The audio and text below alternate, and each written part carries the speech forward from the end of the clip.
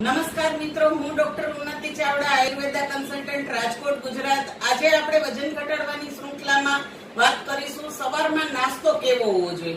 આમ જોઈએ તો માન્યતા તો એવી છે કે બ્રેકફાસ્ટ લાઈક એ કિંગ સાઇઝ, પણ કિંગ સાઇઝમાં આપણે ઘણી વખત ઘણું ખોટું ખાઈ લેતા હોઈએ છીએ અને ચરબીને સવારમાં ખૂબ કન્ઝ્યુમ કરતા હોઈએ છીએ.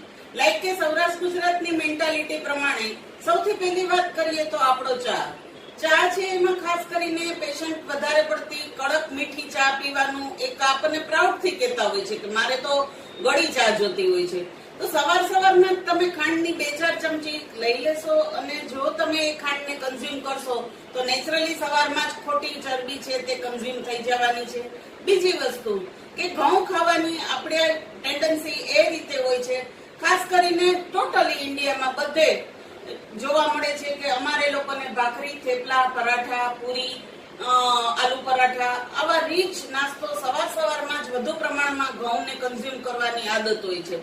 આટલો બધો નાસ્તો સવારમાં એકચ્યુઅલી બોડીને જોઈતો જ નથી અને આવા હેવી નાસ્તાથી અને ઘઉં એક મોટી ભાખરી અથવા તો 1-2 પરાઠા સવારમાં લઈ લેશું તો ક્યારે પણ વજન ઘટશે નહીં. મારી 30 વર્ષની પ્રેક્ટિસમાં હું પહેલેથી જ પેશન્ટને ઘઉંની ના પાડતી આવી છું. તો સવારમાં શું અને કેવા પ્રકારનો નાસ્તો લઈ શકાય આ બાબતે હંમેશા પેશન્ટનું કન્ફ્યુઝન રહ્યું છે. આ બાબતે મારું માર્ગદર્શન એવું છે કે સવારમાં કોઈ પણ પ્રકારનો હેલ્ધી નાસ્તો આપણે લઈ શકીએ છીએ, જેમ કે મગ કે કોઈ પણ પ્રકારનો કઠોળ ફણગાવેલા, બાફેલા એનો સૂપ બનાવીને અથવા તો થોડા ઘટ વઘારીને આ ટાઈપથી આપણે કઠોળ લઈ શકાય છે. મગ ઘણાને નથી ભાવતા હોતા તો મગ, મઠ, ચણા, ચોળી, રાજમા ઘણી વસ્તુ એવી હોય છે કે જેને તમે પલાળીને અથવા તો બાફીને અથવા તો ફણગાવીને, ઘણા જૈન ભાઈઓ બહેનો છે તે ખાસ કરીને ફણગાવેલા નથી ખાતા તો એ બાફીને પણ લઈ શકે. એનો સૂપ બનાવી બ્લેન્ડર ફેરવી ચાટ મસાલો, જીરું, મીઠું નાખો અને એનો લીંબુથી બહુ જ સરસ એનો મગના સૂપનો ટેસ્ટ આવતો હોય છે. તો આવો કોઈ પણ પ્રકારનો કઠોળ લઈ શકાય છે. એમની સાથે જો ગરમી ના હોય અને કોઈ આપણને સૂપની ઈચ્છા, સૂપ કે જ્યુસ કે ભાવતા હોય તો સવારમાં દૂધીનો જ્યુસ સૂપ છે અથવા તો સરગવાનો સૂપ છે અથવા તો બધી ટાઈપના સબ્જીને ભેગા કરી ક્રશ કરી અને એમનો પણ સૂપ બહુ જ હેલ્ધી થાય છે. ટામેટા સાપણ સાથે નાખી શકાય છે અને આવો પૌષ્ટિક સૂપ સવારમાં 1 કે 2 ગ્લાસ પી લઈએ તો આખો દિવસ ટીલ લંચ સુધી આપણને ફિલિંગ ઇફેક્ટ રહે છે. ઘણી વખત એવું બનતું હોય છે કે એટલી બધી સવારમાં ભૂખ જ હોતી નથી તો કોઈ પણ પ્રકારની ગ્રીન ટી ની હમણાં આજકાલ બહુ જ ફેશન ચાલી છે. બજારમાંથી આપણે ગ્રીન ટી લઈ આવીએ છીએ અને પીએ છીએ. ઘરની અંદર આપણું રસોડું એ જ આપણું સ્વાસ્થ્ય છે અને ઘણા પ્રકારના હર્બ્સ આપણા ઘરમાં પડ્યા છે.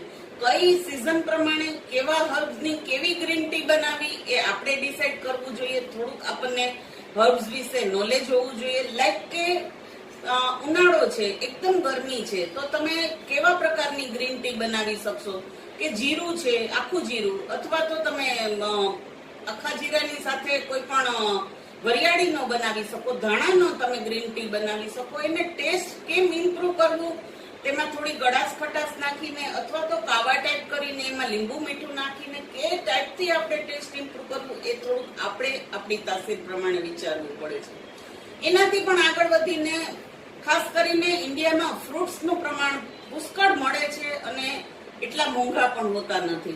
તો સિઝનના ફ્રૂટ્સ એમને પણ તમે રો ખાઈ શકો છો અથવા તો તેમના સરસ મજાના જ્યુસ કે એ બનાવીને પણ તમે સવારમાં મિક્સ બધા કરીને પી શકો છો. લાઈક અત્યારની સિઝન પ્રમાણે ગરમી બહુ જ છે અને ફ્રૂટ્સ આપણે ખાવા છે તો ટેટી છે, તરબૂચ છે, આ પ્રકારના આપણે ફ્રૂટ્સ કે જેની ફિલિંગ ઇફેક્ટ આવે છે અને આપણને બહુ ચરબી. હું 5 ફ્રૂટ ની ના પાડું છું હંમેશા પેશન્ટને.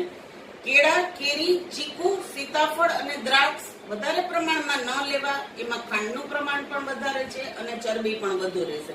બાકી ઘણા સાઇટ્રસ ફ્રૂટ, જ્યુસી ફ્રૂટ્સ બહુ સરસ ઇફેક્ટ આપે છે અને ફિલિંગ ઇફેક્ટ આપે છે. તો મારું માનવું છે કે આટલો તો સવારમાં કઠોળ છે, ફ્રૂટ છે, જ્યુસ છે, સૂપ છે, નાળિયેર પાણી છે, ઘણું થઈ જાય છે. ઘણી એવી માન્યતા હોય છે કે બિસ્કિટ ખવાય કે કેમ, ખાખરા ખવાય કે કેમ, આવા પ્રશ્ન પણ ઘણા પેશન્ટ પૂછતા હોય છે. તો ખાખરા પણ એક ટાઈપનું ઘઉંનું જ વર્ઝન છે અને સવારમાં ભાખરી નથી લેતા અને આપણે ખાખરા લઈ લઈએ છીએ. બિસ્કિટ બજારના હંમેશા ઘઉંથી, શુગરથી, મેંદાથી બાઇન્ડિંગ થતા હોય છે.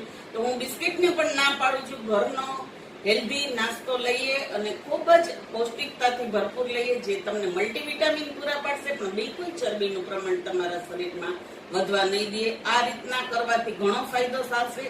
આ સાથે અમે લોકો આયુર્વેદિક દવાઓનો પણ એપ્રોચ કરતા હોય છે અને મહિનાનું અમે 5 થી 7 કિલો જેવું વજન ઘટાડતા હોય છે. વધુ માહિતી, વધુ ટિપ્સ અને જાણકારી માટે ગમે ત્યારે આપ અમારો કોન્ટેક્ટ કરી શકો છો. આ વિડીયો જો આપને પસંદ પડ્યો હોય અને ઉપયોગી લાગતો હોય તો વધુ ને વધુ શેર કરી શકો છો.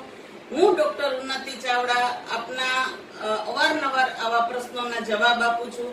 આશા રાખું છું આ વિડીયો આપ સૌને ખૂબ જ માહિતીસભર લાગ્યો હશે, પસંદ પડ્યો હશે. આપ વધુ ને વધુ આપના મિત્રો, ફેમિલીને શેર કરશો અને અહીંયા જો આપને ગમ્યું હોય તો એ સબસ્ક્રાઇબ કરો, લાઈક કરો અને બધું શેર કરો. જય હિન્દ.